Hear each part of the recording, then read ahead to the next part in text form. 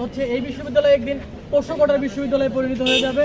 বিশ্ববিদ্যালয় ভর্তি জালিয়াতি করে ঢাবির ভর্তিতে নাতি নাতনি ও পোষ্য কোটা বাতিলের নোটিশ।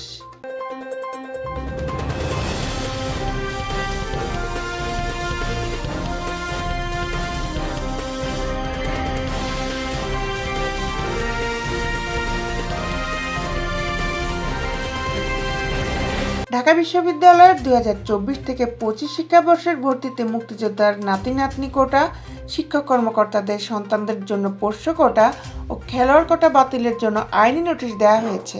মঙ্গলবার সুপ্রিম কোর্টের আইনজীবী ব্যারিস্টার সোলাইমান তুষার ঢাকা বিশ্ববিদ্যালয়ের ভিসি, প্রো-ভিসি প্রশাসন ও প্রো-ভিসি শিক্ষা ও রেজিস্ট্রারকে ইমেইলে নোটিশ পাঠান। ব্যারিস্টার সোলাইমান তুষার ছাড়া নোটিশদাতা অন্যরা হলেন barrister Mahadi Zaman Boni, advocate Bayezid Hossain, advocate Shahed Siddiqui. Notice পাওয়ার 5 দিনের মধ্যে মুক্তিযোদ্ধা, শহীদ মুক্তিযোদ্ধা, বীরাঙ্গনাদের সন্তানদের জন্য 5%, ক্ষুদ্র নৃগোষ্ঠীর 1% এবং শারীরিক প্রতিবন্ধী তৃতীয় লিঙ্গের জন্য 1% বহাল রেখে বাকি সব কোটা বাতিল করতে বলা হয়েছে। নোটিশ গ্রহীতারা ব্যবস্থা না নিলে সুপ্রিম কোর্টের রিটস বিষয়টি নিয়ে আইনি পদক্ষেপ নেওয়া হবে বলে জানানো হয়েছে।